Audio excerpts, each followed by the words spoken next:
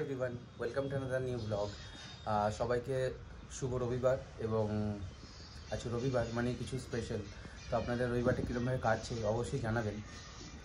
Basically রবিবারটা আমার কাছে খুবই স্পেশাল। আমি তো ভাবছিলাম যে অনেকক্ষণ ধরে ভাবছি ব্লগটা স্টার্ট করে দিই, আপনাদেরকে দেখাই আজকে রবিবারের স্পেশাল কী। সো আমি যেখানে জব করি সেখানে অনেক আমাদের মুসলিম স্টাফ আছে। তো তার মধ্যে একটা স্টাফ খুবই আমার কাছের, সে আমাকে হঠাৎ করে জিজ্ঞেস হলো, কারণ কালকে বকরিদ ছিল। সো আমাকে সে বললো যে আপনি মাটন খান কি না। তো আমি অবভিয়াসলি অ্যাজ এ বেঙ্গলি আমরা খাই।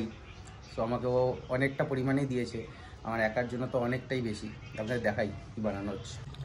এই যে একদম লাল লাল ঝাল ঝাল মাটন, একদম কলকাতা স্টাইল, ধামসা ধামসা আলু দিয়ে ये मटনের ঝোল।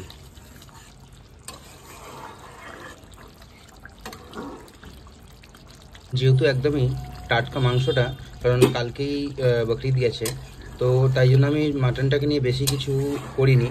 নর্মালি একদম আপনার পেঁয়াজটাকে ভালো করে কেটে ঝিরিঝিরি করে কেটে এবং তার সাথে আদা পেঁয়াজ রসুন পেস্ট করে এবং গোটা গরম মশলা দিয়ে জাস্ট নর্মালি চিকেনের যেমন মাটনের যেরকম করে আমরা ঝোল বানাই, একদম লাল লাল ঝোল সেরকমই বানিয়েছি এবং গরম ভাতের সাথে খেতে দুর্দান্ত লাগবে।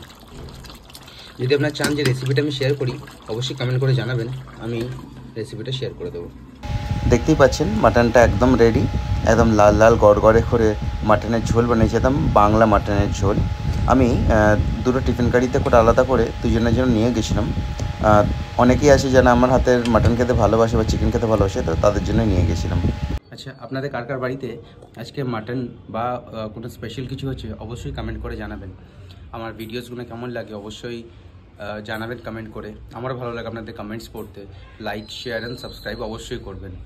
ঠিক, আজকের জন্য টাটা, দেখা হবে পরবর্তী একটা নেক্সট শোনার আর একটা ভালো ব্লগে। আর খাবারের রিভিউটা আমি আপনাকে দেবো, নিজে রান্না করছি, রিভিউ কী দেবো, বাট হ্যাঁ টেস্ট কীরকম সেটা অবশ্যই আপনাদের কাছে জানাবো। ওটা আলাদা একটা ব্লগ বানিয়ে দেবো। ঠিক আছে, বাই, সি ইউ। ভালো থাকবেন, সুস্থ থাকবেন।